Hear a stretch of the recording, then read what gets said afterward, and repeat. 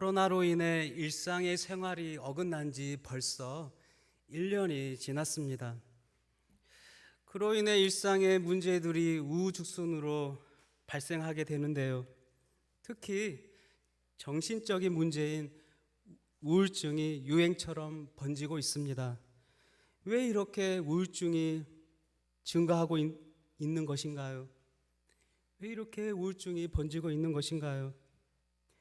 코로나로 인해 사람 대 사람 간의 만남이 줄어들고 자가 격리가 이루어지고 심리적인 걱정거리가 많아졌기 때문일 것입니다. 또한 기침만 하더라도 코로나로 의심하기에 편하게 외출을 하지 못하기 때문이고, 그로 인해 집안에서 외롭게 지내는 분들이 많이 생기게 되어 우울하고 불안증이 증가한 것입니다. 그럼 대안은 없을까요? 어떠한 대안이 있을까요? 백신인가요? 아니면 돌보미를 불러야 한가요?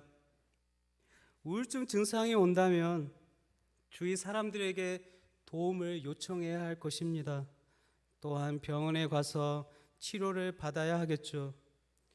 더불어서 믿음의 성도라면 가장 우선적으로 하나님께 기도하며 매달려야 하는 것입니다. 하나님께 기도해야 하는 것입니다. 나의 슬픔을, 나의 우울을 하나님께 맡겨야 하는 것입니다.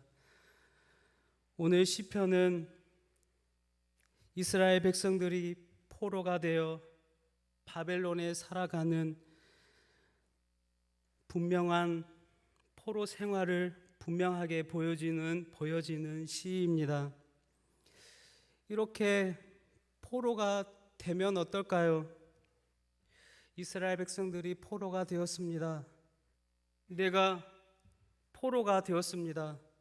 다른 사람들이 나라가 침입하여 포로로 끌려갔습니다. 어떨까요? 내가 원하는 대로 살 수가 없습니다. 침략자에 의해, 그들의 조정에 의해 살아갈 수밖에 없는 것이죠. 우리를 늘 통제할 것입니다. 가족들을 만날 수가 없게 될 것이죠. 심리적으로 괴로운 상황입니다. 슬픔의 상황인 것입니다. 바벨론이, 대적자가 이스라엘 백성들을 끌고 오면서 좋은 곳으로 그들을 이주했을까요? 기름지고 풍요로운 땅으로 그들을 살게 했을까요? 좋은 땅은 자신들이 다 차지하고 사람이 살 수 없는 황폐하고 쓸모없는 땅에 이스라엘 백성들을 살게 했을 것입니다.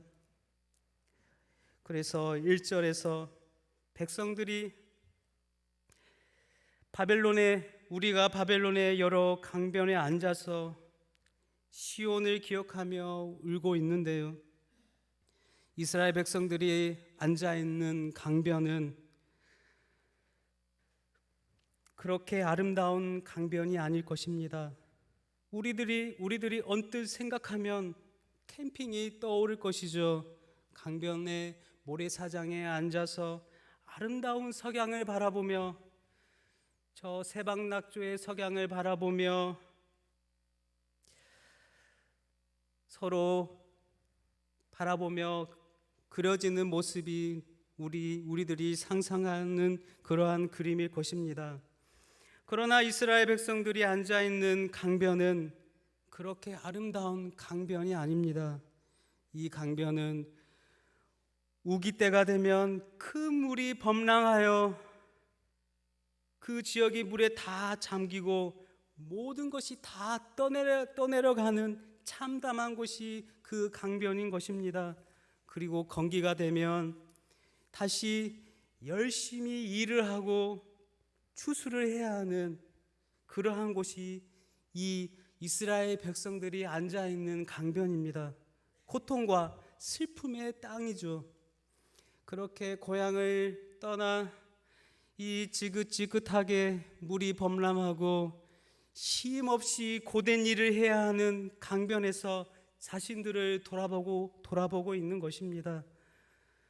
그리고 시온의 성, 자신들의 고향 예루살렘 성을 향하여 기억하고 울며 있는 것이죠.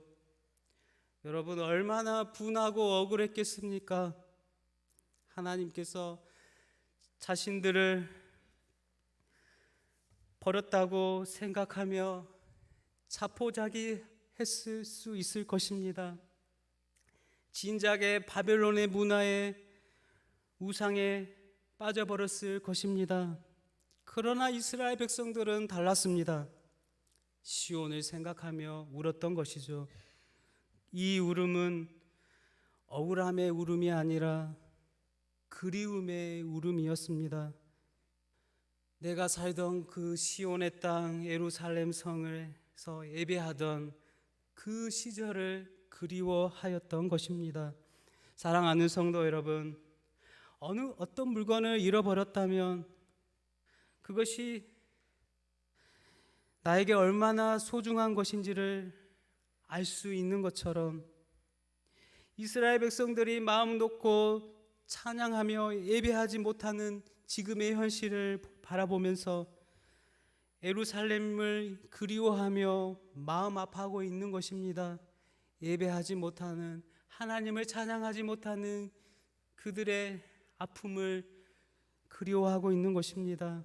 슬퍼하고 있는 것입니다. 그렇다면 이러한 일들이, 이러한 슬픔이 우리에게도 일어나지 않을까요? 예배하고 싶어도 예배를 드리지 못할 때가 올 수도 있다는 것입니다. 뒤로 넘어져도 코가 부러지는 것처럼 예배하고 싶어도 예배 드리지 못하는 때가 오는 것이죠. 그러므로 우리에게 주어진 이 예배의 자리를 소중하게 여기셔야 할 것입니다. 그러므로 내게 주어진 이 예배의 자리에 최선을 다하여 예배해야 합니다. 이스라엘 백성들이 꿈에도 그리던 그 예배를 하지 못했던 것처럼 우리 자신들도 이 오늘의 예배가 마지막 예배일 수 있다는 마음으로 하나님 앞에 최선의 예배를 드리시기를 바랍니다. 또한 이스라엘 백성들이 시온을 생각하면서 기억하면서 자신을 핍박하는 바벨론 민족에 대하여 너무 화가 나 있습니다. 그래서 가지고 있던 수금을 연주하지 못하도록 버드나무에 걸어버렸습니다. 왜 수금을 나무에 걸어버렸나요?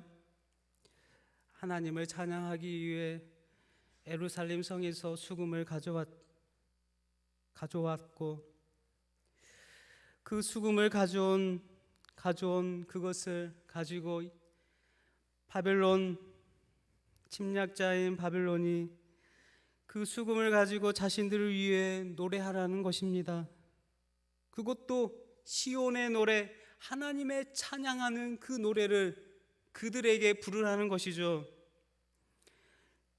우리에게 부름으로 우리들이 기뻐하며 즐거워할 수 있도록 우리 바벨론을 위해서 그 하나님의 찬양의 노래를 부르라는 것입니다. 포로로 잡혀온 것도 억울한데 자신들을 위해 노래를 부르라는 것입니다. 어떻게 보면 안 믿는 사람들이 우리들을 불러 세워서 너희들이 찬양하는 소리가 너무 듣기에 좋아. 그래서 그 듣기 좋은 그 찬양의 소리를 나의 귀를 즐겁게 하기 위해 하나님의 찬양을 불러보라는 것과 같은 맥락인 것입니다. 찬양은 하나님을 위해 부르는 것이죠. 바벨론을 위하여 부르는 것이 아닙니다. 이것은 비아냥이 섞인 말이죠. 너희들이 믿는 하나님은 우리들의 신들에 의해 패배를 당했다는 것입니다. 옛날 고대 시대는 전쟁을 했을 때 사람과 사람 간의 싸움뿐만 아니라 신들의 전쟁이라고 말하였습니다. 그래서 전쟁에서 이긴 나라의 신이 패배한 나라의 신보다 더 강함을 보여주었던 것입니다. 그래서 너가 믿는 하나님보다 바벨론이 믿는 신이 더 강하다는 것을 알려주기 위해 우리를 위해 수금을 연주하라는 것이죠. 그렇게 바벨론은 이스라엘 민족에게 패배의 모멸감을 안겨주며 자신들을 위해 수금을 연주하며 노래하라고 했습니다. 그래서 이스라엘 백성들이 화가 났죠. 화가 난 이스라엘 백성들은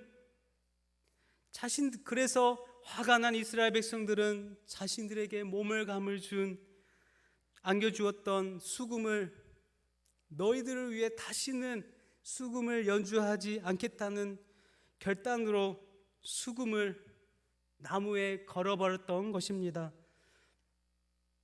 사랑하는 성도 여러분, 화가 나면 어떻게 해야 할까요? 스트레스가 생기면 어떻게 해야 할까요? 그 스트레스를 어떻게 풀고 계신가요? 누구나 자신만의 스트레스 해소법이 있을 것입니다. 다들 가지고 계시죠? 스트레스가 쌓이고 화가 났을 때 어떻게 그것을 푸는지는 자신만이 알고 있을 것입니다. 어떤 분들은 운동으로 풀고 또 맛있는 것도 먹고 등산을 가고 또 드라이브를 가고 또 어떤 분들은 찬양을 부르며 또 기도를 통하여 그 화난 나의 마음을 진정시키며 또한 나의 스트레스를 풀 것입니다. 이렇듯 이스라엘 백성들은 자신들에게 스트레스였던 수금을 연주하지 않도록 나무에 걸어 올려 버렸던 것입니다. 이 이스라엘 모습들을 보면서 여러분, 시원한 냉면 한 그릇을 먹은 것처럼 속이 시원하지 않으신가요?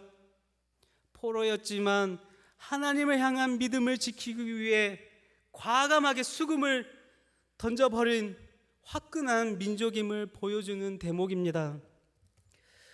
그래서 3절부터 보시면 수금을 왜 나무에 걸어버렸는지를 이유가 나오는데요. 우리 3절 보시면 이는 우리를 사로잡은 자가 거기서 우리에게 노래를 청하며 우리를 황폐하게 한 자가 기쁨을 청하고 자기들을 위하여 시온의 노래 중 하나를 노래하라 함이로다. 우리가 이방 땅에서 어찌 여호와의 노래를 부를까? 예루살렘아, 내가 너를 잊을진대 내 오른손이 그의 제주를 잊을지로다. 내가 예루살렘을 기억하지 아니하거나 내가 가장 즐거워하는 것보다 더 즐거워하지 아니할진대 내 혀가 내 입천장에 붙을지로다 라고 말씀합니다. 이제는 결탄코 너희를 위해 거룩한 시온의 노래를, 하나님의 찬양을 부르지 않겠다는 결단을 하는 것입니다. 그래서 아예 수금을 연주하는 재주까지 없애버리고 노래하는 혀를 입천장에 붙여버리겠다는 것입니다. 이스라엘 민족들은 예루살렘을 잊지 않고 늘 기억하며 하나님만을 마음껏 찬양하는 것이 복이며 기쁨임을 알았기에 그렇게 결단하며 자신의 신념을, 믿음을 하나님께 올려드린 것입니다. 그로 인해 이스라엘 민족들이 어떻게 그 포로 시절을 지나게 되었나요? 70년 동안 바벨론 포로 기간 동안 하나님을 잊지 않고 살아감으로 결국 시온의 땅 예루살렘에 귀환하여 스룹바벨이 성전을 짓고 엘스라가 말씀을 가르치며 느헤미야가 성벽을 보수하지 않았나요? 그렇습니다. 믿음의 성도들은 늘 하나님의 사랑과 은혜를 잊지 않고 살아가야 하는 것입니다. 때로는 결단하며 주님을 위하여 충성되게 살아가야 하는 것입니다. 그런데요, 이스라엘 백성들이 시온의 성 예루살렘을 기억하지 않고 잊어버리고 살아가면 어떻게 될까요? 믿음의 성도들이 하나님을 기억하지 않고 하나님을 예배하지 않고 살아간다면 어떻게 될까요? 희망이 사라지는 것입니다. 마음을 편히 둘 곳이 없는 것입니다. 의지할 곳이 없게 되는 것입니다. 그래서 다니엘은 그 희망을 잃지 않기 위해 예루살렘을 향하여 기도하지 않았습니까? 자신의 집 윗방에 올라가 창문을 열고 무릎을 꿇고 하루에 3번 하나님께 기도했던 것입니다. 희망을 잃지 않기 위해, 소망을 잃지 않기 위해 하나님 앞에 결단하며 사자굴에 들어갈지라도 믿음을 잃지 않고 기도하였던 것입니다. 어떻게 보면 이스라엘 민족들의 입장에서는, 포로 생활하는 이스라엘 민족들의 입장에서는 이스라엘 땅은, 시온의 땅은 황폐한 땅이요, 희망이 없는 땅이요, 폐허하여 땅이며 갈 수 없는 땅이었습니다. 그러나 하나님께서 약속하신 땅이기에 희망이 있는 것입니다. 우리들도, 사랑하는 성도님들도 보이지 않는 저 천국을 향하여 기도하지 않습니까? 나의 삶이 녹록하지 않더라도 저 희망의 땅, 소망의 땅, 천국을 바라보며 살아가지 않으신가요? 저 소망의 땅, 희망의 땅, 천국이 우리의 희망이며 우리의 소망이며 우리의 삶을 지탱하는 버팀목이 되는 것입니다. 그렇게 희망을 노래하는 이스라엘 민족에게도 가시와도 같은 존재가 있었는데요, 그 존재는 바로 에돔 자손이었습니다. 7절에 여호와여, 예루살렘이 멸망하던 날을 기억하시고 에돔 자손을 치소서. 그들의 말이 헐어버리라 헐어버리라, 그 기초까지 헐어버리라 하였나이다.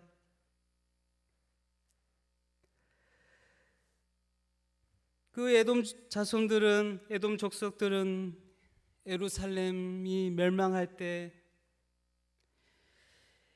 예루살렘의 불행을 기뻐하였습니다. 또 예루살렘이 힘들 때 예루살렘을 공격한 나라이죠. 그 에돔 자손이 바로 이스라엘 민족의 형제 나라인 것입니다. 야곱의 형 에서의 나라인 것이죠. 에서의 자손인 것이죠. 그런 형제 나라인 에돔이 이스라엘의 불행을 기뻐했던 것입니다. 그래서 하나님께 저 민족을 꼭 복수해 주십시오 간청하고 있는 것입니다. 또한